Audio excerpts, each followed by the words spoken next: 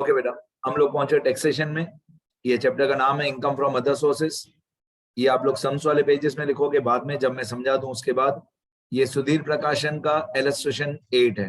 Very easy है, अगर आपको रूल्स पता हो, थियरी वाले पेजेस पता हो तो इजी है। इनकम फ्रॉम अदर सोर्सेज में बेसिकली हम लोगों को सारी अलग अलग इन्वेस्टमेंट पे इंटरेस्ट मिलता है, और उन सारे इंटरेस्ट में दे जो टैक्सेबल है वो हमको बताना है, जो एग्जम्प्ट है वो हमको बताना है। कौन सा टैक्सेबल है, कौन सा नॉट टैक्सेबल है, वो हमको बताना है। तो ये चैप्टर का नाम है, मैंने ऊपर लिखा इनकम फ्रॉम अदर सोर्सेस। ये क्वेश्चन है, आप देख रहे हो इसमें अलग अलग interest on debenture, interest on debenture, interest on bond, ये सब दिया हुआ है।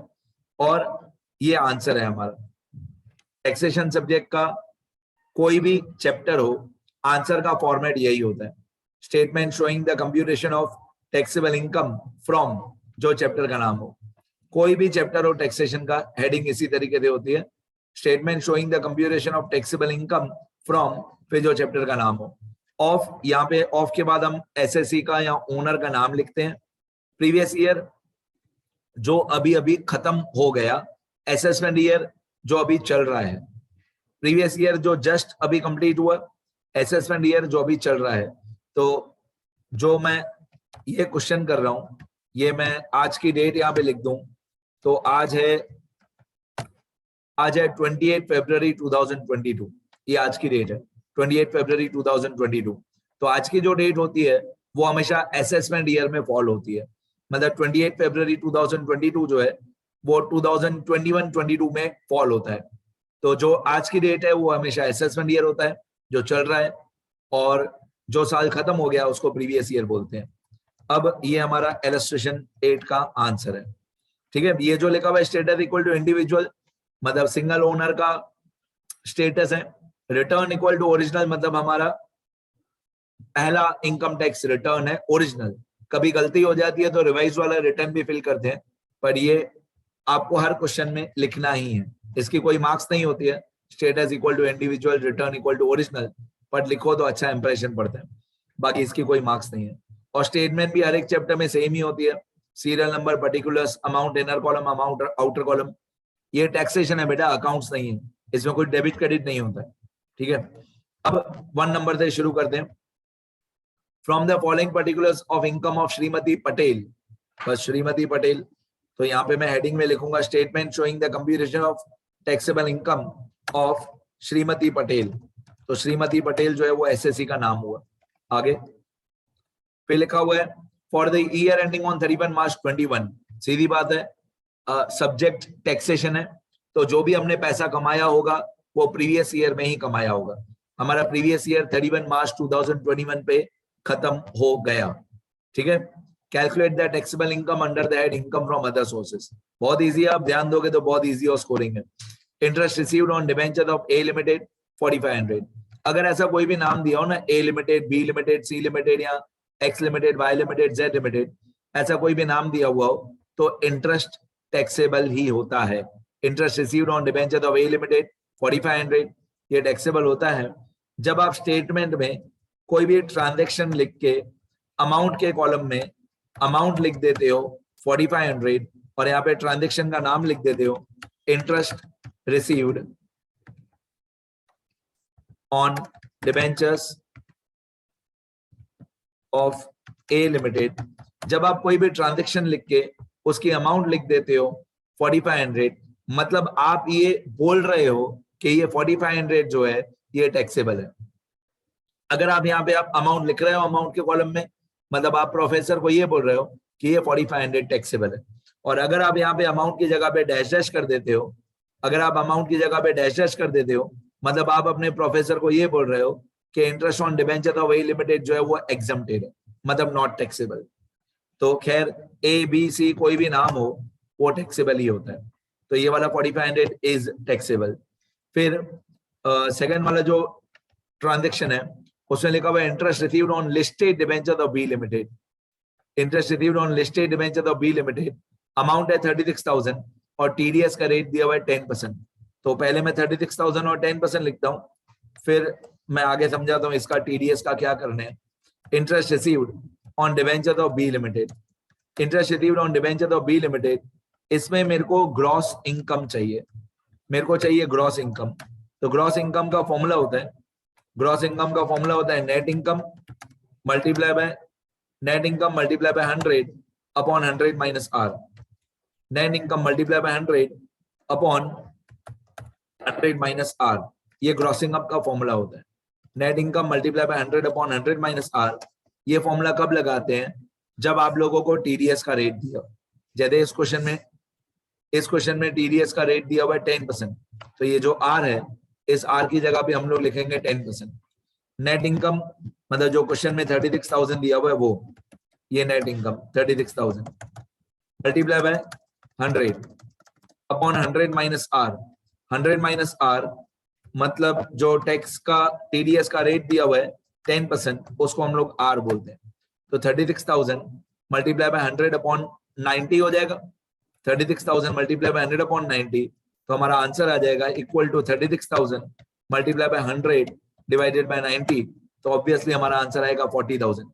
इस 40,000 को ग्रॉस इनकम बोलते हैं, और जो क्वेश्चन में 36,000 दिया हुआ है वो नेट इनकम है। अब जब भी टीडीएस का रेट दिया हुआ हो, तो ये फॉर्मूला आपको लगाना है ग्रॉस इनकम वाला, ये फॉर्मूला आपको अप्लाई करना है जब भी आपको टीडीएस का रेट दिया हुआ हो। तो फॉर्मूला क्या होता है ग्रॉस इनकम का? Net income multiply by 100 upon 100 minus R. तो क्वेश्चन में दिया हुआ था 36,000 multiply by 100 upon 100 minus TDS का रेट 10%, तो हमारा ग्रॉस इनकम आ गया 40,000। ये ग्रॉस इनकम हमारे लिए टैक्सेबल होता है। Next transaction number 3। अब क्वेश्चन में जाएंगे, ट्रांजैक्शन नंबर 3 में जाएंगे। क्वेश्चन में ट्रांजैक्शन नंबर 3 में लिखा हुआ है interest received on ₹1 lakh 8% tax free relief bonds of reserve bank of India 8,000। ये 8,000 हम लोगों को इंटरेस्ट मिला, लेकिन ये रिलीफ बॉन्ड पे मिला है। मैंने आपको एग्जाम डेट की पूरी लिस्ट लिखाई है, मैं अभी फिर से दिखा दूंगा आपको एग्जाम डेट की पूरी लिस्ट। तो ये जो tax free bonds relief bond पे जो इंटरेस्ट मिलता है ये एग्जम्प्ट होता है। मैंने सारी इन्वेस्टमेंट्स की लिस्ट बताई है कि ये इन्वेस्टमेंट्स पे इंटरेस्ट एग्जम्प्टेड होता है, वो मैं अभी फिर से 1 सेकंड में दिखा दूंगा। पर फिलहाल रिलीफ बॉन्ड पे अगर हमको इंटरेस्ट मिलता है तो एग्जम्प्टेड होता है। तो जैसे अकाउंट्स में हम लोग करते हैं नो एंट्री में नो एंट्री लिखना पड़ता है, तो interest on relief bonds, interest on relief bonds ये एग्जम्प्टेड होता है। Interest on relief bonds 8,000 question में दिया हुआ है, लेकिन ये 8,000 एग्जम्प्टेड होता है। तो मैं आउटर कॉलम में डैश डैश कर दूंगा और यहाँ पे मैं ब्रैकेट में लिखूंगा इंटरेस्ट ऑन रिलीफ बॉन्ड में, ब्रैकेट में मैं लिखूंगा एग्जम्प्टेड या सिंपल एग्जम्प्ट। और क्वेश्चन में 8,000 दिया हुआ था, पर मैं आंसर में डैश डैश कर दूंगा। अब मैं आपको सारे एग्जम्प्टेड की लिस्ट दिखा देता हूँ। ये थियरी वाले पेज हैं, ये सब थियरी वाले पेज हैं, रूल्स वाले पेज हैं, ये एग्जम्प्टेड की लिस्ट। ये जो मैंने सारे नाम लिखे हैं, gold deposit bond, national defence gold bond, interest on bonds of हुडको, interest on bonds of RECL, interest on bonds of NHPCL, interest on treasury saving deposit certificate, interest on post office cash certificate, interest on national saving annuity certificate, interest on national plan certificate, interest on post office cash cumulative time deposit scheme, interest on post office saving bank account, interest on capital investment bond, interest on NRI bond और last में interest on relief bond. ये सारे exempted होते हैं। ये सब मैं theory वाले पेजेस में लिखा चुका हूं। अगर रूल्स वाले पेजेस में आपने नहीं भी लिखा हो तो अभी लिख लेना, मैं एक बार स्क्रॉल कर देता हूँ। इनमें से कोई भी नाम दिया हो तो आपको अमाउंट में डैश कर देना है, these are not taxable exempted incomes. ठीक है, चलो अब वापस जाते हैं अपने आंसर पे। हमारा इलस्ट्रेशन 8 चल रहा था, मैंने यहाँ पे डैश डैश कर दिया। चलो नेक्स्ट, फोर्थ पॉइंट पे क्या लिखा हुआ है? फोर्थ पॉइंट में लिखा हुआ है interest received on 8% bonds of ₹4 lakh of IDBI, TDS rate 10% और अमाउंट दी हुई है 28,800। ऑब्वियसली ये जो 28,800 है ये इंटरेस्ट की अमाउंट है, ये इंटरेस्ट की अमाउंट है और ये TDS का रेट दिया हुआ है 10%। तो मैं क्या करूंगा, मैं इसको ग्रॉसिंग अप करूंगा। जब भी TDS का रेट दिया हुआ है तो आपको ग्रॉसिंग अप करना ही है। तो ये 28,800 मल्टीप्लाई बाय 100 अपॉन 100 माइनस 10। नाम क्या है? Interest on bonds of IDBI. तो मैं पहले नाम लिखता हूं फोर्थ वाले का। क्वेश्चन में नाम दिया हुआ था interest on bonds of IDBI. अब मैं इसका ग्रॉसिंग अप करूंगा तो इसमें आपको नेट इनकम या अमाउंट दी हुई है नेट इनकम की 28,800। तो मैं यहाँ पे नेट इनकम की जगह पे लिख दूंगा 28,800 multiply by 100 upon 100 minus R, मतलब टीडीएस का रेट है 10%। ये क्वेश्चन में दिया हुआ था, ये क्वेश्चन में दिया हुआ है टीडीएस का रेट ये रहा 10%। तो 28,800 मल्टीप्लाई बाय 100 अपॉन 100 माइनस 10, तो ये हो जाएगा 28,800 multiply by 100 divided bye 100 minus 10 मतलब 90, तो ये आएगा 32,000 ग्रॉस इनकम 32,000। और अगर आप ऊपर क्वेश्चन में भी देखो, अगर आप डायरेक्टली इस 4 लाख का डायरेक्टली 8% निकाल दोगे तो भी 32,000 राइट ही आएगा। ओके, फिफ्थ पॉइंट, डिविडेंड दिया हुआ है। डिविडेंड बेटा 2 साल पहले तक भी डिविडेंड की इनकम, ऑब्वियसली हम लोगों को डिविडेंड मिलता है ऑन शेयर्स। डिविडेंड हमको किससे मिलता है? शेयर्स में मिलता है। तो 2 साल पहले तक भी dividend on equity shares and dividend on preference shares 2 साल पहले तक भी एग्जम्प्टेड होता था, बट अभी डिविडेंड की इनकम टैक्सेबल है। मैं फिर से बोलता हूं, पहले dividend on equity shares and dividend on preference shares अगर हमको मिले तो एग्जम्प्टेड होता था, पर अभी डिविडेंड टैक्सेबल होता है। अब यहाँ पे लिखा dividend received TDS 10% on equity shares of C Limited and D Limited 5,400 and 1,800, total 7,200। हम दोनों को अलग अलग से सॉल्व करेंगे, 5,400 और 1,800। पहले चेक कर लो, 5,400 और 1,800 7,200 हुआ। हम 5,400 को अलग से सॉल्व करेंगे। ये है dividend on equity shares of C Limited 5,400। तो मैं यहाँ पे नंबर 5 करके लिखूंगा, dividend on equity shares of C limited, और इसमें भी मैं ग्रॉसिंग अप करूंगा। ये टैक्सेबल होता है? हाँ होता है।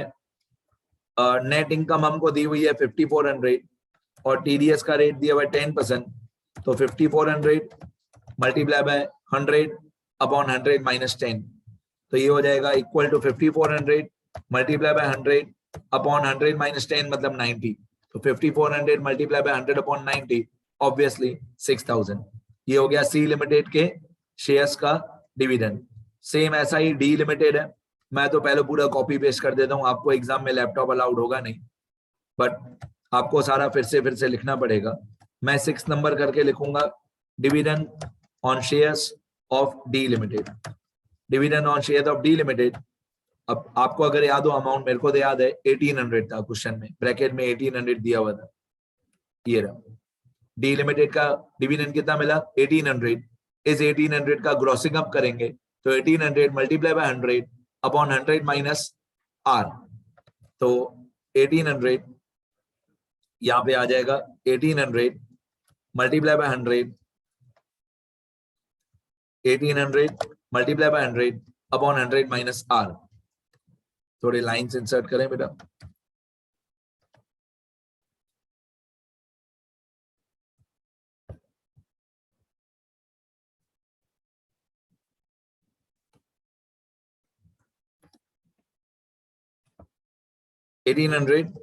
Multiply by 100 upon 100 minus R, तो ये हो जाएगा equal to 1,800 multiply by 100 divided by 90, तो ये आएगा 2,000। 2,000 हुआ हमारा क्या? Gross income. कौन से शेयर्स का? डी लिमिटेड के शेयर्स का ग्रॉस इनकम हुआ हमारा 2,000 रुपीज। ठीक है, और आगे बढ़ते हैं, 1 मिनट। चलो नेक्स्ट। अब इसके बाद एक ही एंट्री दी हुई है, एक ही ट्रांजैक्शन दिया हुआ है, 6 number, gross amount of bank interest 26,200। ये करने फिर एक और नया रूल बताता हूं। Gross amount of bank interest 26,200 ये टैक्सेबल होता है। 26,200 gross amount of bank interest 26,200 ये टैक्सेबल होता है। तो हम 26,200 बैंक इंटरेस्ट यहाँ पे लिखेंगे 7 नंबर करके। सिंपल आप बैंक इंटरेस्ट लिख दोगे तो भी चलेगा, या gross amount of bank interest लिखोगे तो भी चलेगा। ग्रॉस अमाउंट, हमको हर एक ट्रांजेक्शन की ग्रॉस अमाउंट ही चाहिए होती है। Gross amount of bank interest 26,200, ये सारा का सारा बैंक इंटरेस्ट टैक्सेबल होता है 26,200, ये टैक्सेबल हो गया। अब इसके बाद इन सब का हम लोग टोटल करेंगे। एक अभी ट्रांजेक्शन और है क्वेश्चन में, पहले टोटल करते हैं। ग्रॉस टैक्सेबल इनकम, जो इसका टोटल आता है उसको बोलते हैं ग्रॉस टैक्सेबल इनकम। पहले इन सबको प्लस कर देंगे तो ग्रॉस टैक्सेबल इनकम आ जाएगा, ध्यान दो, ठीक है। टोटल बाद में करता हूं, एक ये वाली एंट्री पहले मैं समझा दूं। ये शी पेड, शी मतलब ये श्रीमती पटेल, तो श्रीमती पटेल ने she paid ₹1900 as interest on loan taken for making investment in debentures of B limited. अब बात ध्यान से समझना, ये क्या है, फिर से एक बार सेंटेंस पढ़ता हूं फिर रूल के साथ समझाता हूं। She paid ₹1900 as interest on loan, मतलब श्रीमती पटेल ने इंटरेस्ट ऑन लोन पे किया। ऊपर वाले जो 6 या 7 ट्रांजेक्शन थे वो सारा इंटरेस्ट श्रीमती पटेल को मिल रहा था। यहाँ पे 1900 इंटरेस्ट श्रीमती पटेल ने पे किया है। She paid ₹1900 as interest on loan taken for making investment in debenture of B limited. तो बी लिमिटेड के जो डिबेंचर्स थे, ये देखो, ये बी लिमिटेड के जो डिबेंचर्स थे, इनका जो इंटरेस्ट है 40,000, ये 40,000 टैक्सेबल था, हाँ या नहीं? ये 40,000 टैक्सेबल था, हाँ या नहीं? हाँ टैक्सेबल था। टैक्सेबल था इसलिए तो अमाउंट लिखी है ना बेटा, नॉट टैक्सेबल होता तो मैं डैश कर देता ना। तो ये 40,000 टैक्सेबल है, हाँ है। अब रूल सुनो, अगर कोई भी इनकम टैक्सेबल है और वो इनकम कमाने के लिए हमने किसी बैंक से लोन लिया था, उस लोन पे हमने इंटरेस्ट पे किया, तो वो इंटरेस्ट डिडक्टेबल है, हाँ डिडक्टेबल है, ठीक है। अगर ये 40,000 रुपीज इनकम कमाने के लिए हमने बैंक से लोन लिया, उस बैंक लोन पे हमने इंटरेस्ट पे किया, तो क्या वो इंटरेस्ट हम एज एन एक्सपेंस शो कर सकते हैं? हाँ शो कर सकते हैं। तो 40,000 इनकम टैक्सेबल था, तो यहाँ पे मैं नीचे लिखूंगा less expenses, less expenses deductible. इसको डिडक्टेबल भी बोलते हैं, डिडक्टेबल भी बोल सकते हैं, अलावेबल भी बोल सकते हैं, या परमिसिबल भी बोल सकते हैं। कौन से एक्सपेंसेस आप डिडक्ट कर सकते हो, अलाउ कर सकते हो या माइनस कर सकते हो? मैं यहाँ पे ए पॉइंट करके लिखता हूं, interest paid on bank loan, interest paid on bank loan taken for the purchase of debentures of B limited. तो बी लिमिटेड के जो डिबेंचर्स थे वो खरीदने के लिए हमने बैंक से लोन लिया था, उस बैंक के लोन पे हमको इंटरेस्ट पे करना पड़ा 1900। क्या ये 1900 हम माइनस कर सकते हैं? हाँ माइनस कर सकते हैं, ठीक है। अभी मैं रूल्स बता देता हूं, थोड़े रूल्स बता देता हूं मैं यहाँ पे, ये बाद में लिखना, थियरी वाले पेजेस में लिखना। पहली point, if any interest is taxable, if any interest is taxable, then मैं और डिटेल में लिखूं, if any interest received is taxable income, then interest on loan paid for the purchase, then interest on loan paid for the purchase of that investment is deductible, is deductible। अभी simple Hindi भाषा में बोलता हूं कि एक line में समझ में आ जाए, बहुत सिंपल शब्दों में बोलता हूं। अगर कोई भी इनकम ऊपर प्लस की हुई है तो उसी का एक्सपेंस नीचे माइनस कर सकते हैं। जो इनकम ऊपर प्लस की हुई है उसी का एक्सपेंस नीचे माइनस होगा। अगर ऊपर की तरफ इनकम टैक्सेबल नहीं है तो नीचे की तरफ उसका एक्सपेंस भी डिडक्टेबल नहीं है, मतलब माइनस नहीं होगा। और इजी कर देता हूं, अगर इनकम में अमाउंट आएगी तो एक्सपेंस में भी अमाउंट आएगी, इनकम में अमाउंट नहीं आएगी तो एक्सपेंस में भी अमाउंट नहीं आएगी, बहुत सिंपल। तो ये बस थोड़ा अंग्रेजी में है। If any interest received is taxable then interest on loan paid for the purchase of that asset is also deductible. ठीक है, और इसका उल्टा कर दो, नॉट नॉट लगा दो, यहां पे नॉट लगा देते हैं। If the interest received, if the interest received is not taxable, if the interest received is not taxable, then interest on loan paid for the purchase of that investment is not deductible। ठीक है, अभी एक और rule बता देता हूं, एक और इसी के अंदर रूल बता देता हूं। जैसे मैंने फर्स्ट पॉइंट में बताया कि इनकम प्लस होगी तो उसका एक्सपेंस भी माइनस होगा, इसको एग्जांपल के साथ बताता हूं। जैसे इस क्वेश्चन में हम लोगों को इंटरेस्ट रिसीव हुआ, हमारी इनकम है on debentures of B limited. Interest received on debentures of B limited कितना रिसीव हुआ था बेटा? 40,000। ग्रॉस इनकम कितना था? 40,000। ये टैक्सेबल है? हाँ टैक्सेबल है, ये टैक्सेबल है, हाँ है। Interest received on debentures of B limited taxable था 40,000, यस टैक्सेबल था। अब इसका हमने इंटरेस्ट जो पे किया, interest on loan taken for the purchase of debentures of B Limited, ये हमने माइनस किया था। हाँ हमने माइनस किया था, कितना माइनस किया था? 1900। ये माइनस था, डिडक्टेबल था, हाँ डिडक्टेबल है। अब नया रूल समझना, हम लोगों को 40,000 rupees interest on debenture of B limited मिला। अब ये डिबेंचर्स खरीदने के लिए हमने बैंक से लोन लिया था, उस बैंक के लोन पे हमने इंटरेस्ट पे किया 1900। तो क्या ये 1900 डिडक्टेबल है? हाँ डिडक्टेबल है। ठीक है, ये हो गया हमारा एग्जांपल 1। अब यही पूरा मैं कॉपी पेस्ट करके एग्जांपल 2 में लिखूंगा और एक अजीब रूल आएगा, सुनना ध्यान से, ये सब थियरी वाले पेजेस में लिखना बाद में। अब एक बहुत अजीब रूल आएगा, ये एग्जांपल 2 लिख दे दो मैं इसको। अगर interest received on debenture of B limited 40,000 हो, ओके, तो वो टैक्सेबल होता है? हाँ टैक्सेबल होता है।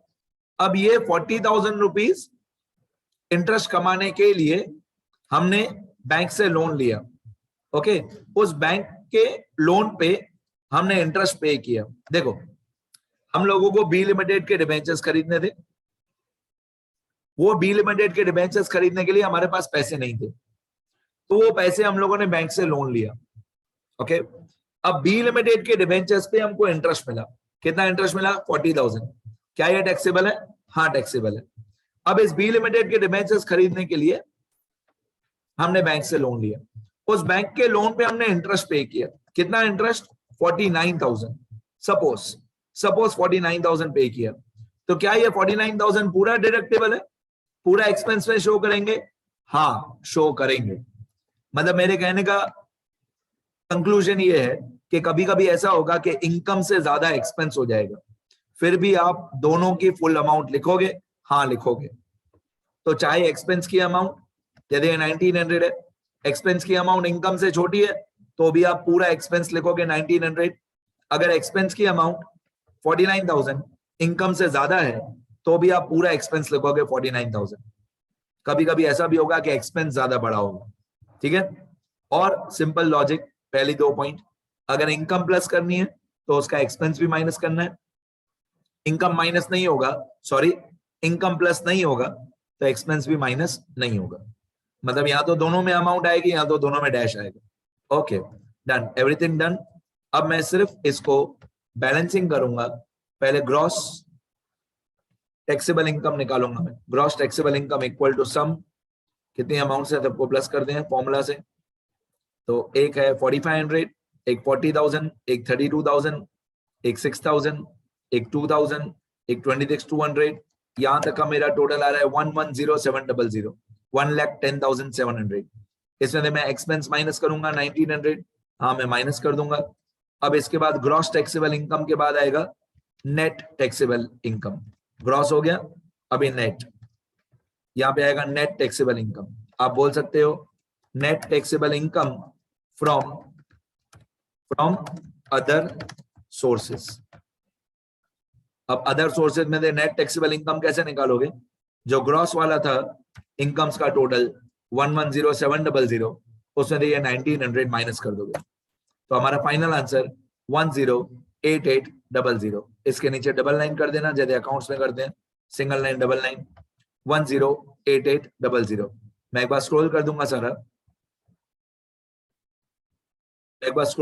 सारा, जैसे जो लोग रिकॉर्डेड वीडियो देखेंगे वो लोग लिख पाए अच्छी तरह। ये मेरा नाम और नंबर है, कुछ भी सीखना हो तो। ये सुधीर प्रकाशन का इलस्ट्रेशन 8 है, टैक्सेशन में। चैप्टर का नाम है इनकम फ्रॉम अदर सोर्सेस। ये क्वेश्चन है, यहां से आंसर है, ऐसा ही लिखना है आपको एग्जाम में।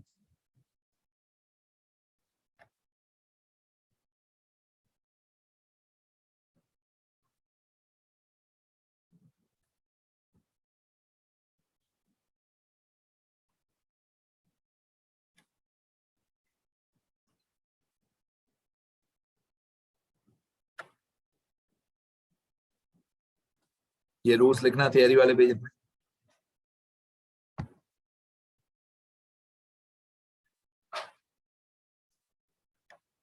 शुरू करो बेटा,